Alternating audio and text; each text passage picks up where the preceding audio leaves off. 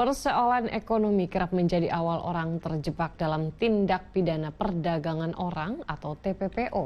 Memperingati Hari Anti TPPO, Jaringan Nasional Anti Tindak Perdagangan Orang menggelar diskusi terkait TPPO di Gedung DPR MPR RI Senayan, Jakarta. Pemuda asal Kabupaten Bekasi, Jawa Barat meninggal dunia saat bekerja di Kamboja.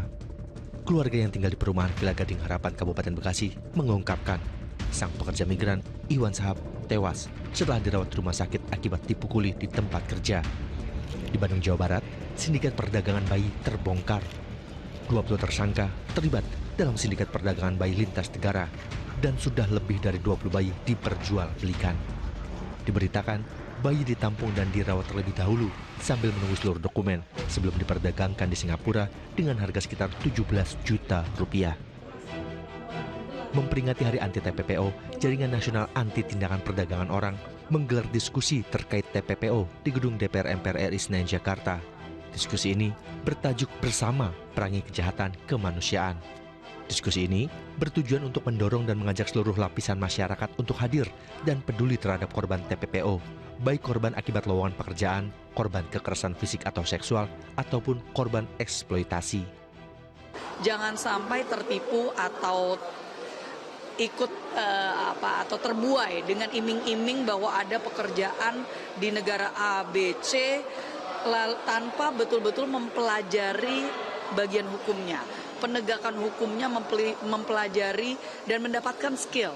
Jangan sampai keluar negeri itu hanya sebagai pekerja informal. Kita justru mau untuk adanya banyak lagi warga negara Indonesia yang bekerja di luar negeri itu dalam professional setting. Pada acara ini, turut menghadirkan elemen pemerintah, yakni Menteri dan Wakil Pemberdayaan Perempuan dan Pelindungan Anak, Ketua Serikat Buruh Migran Indonesia, dan Jaksa Agung Muda Tindak Pidana Umum. Perdagangan orang dari tahun ke tahun meningkat akibat perkembangan teknologi yang membuat banyak orang terperangkap dengan beragam modus.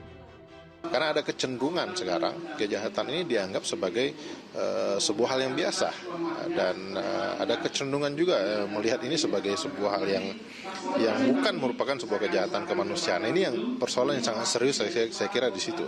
Jadi semua orang harus sama-sama berpikir, semua orang harus sama-sama bergerak dan pemerintah harus mengagendakan hal ini sebagai satu persoalan serius. Pemerintah dan kejaksaan juga telah menyiapkan strategi untuk mencegah masyarakat terjaring dan menjadi korban TPPO. Melalui diskusi ini, diharapkan akan terjalin kerjasama antara pemerintah serta penegak hukum dalam menuntaskan kasus perdagangan orang di Indonesia. Kurnia Amal dan Waluyo Adi melaporkan dari Jakarta.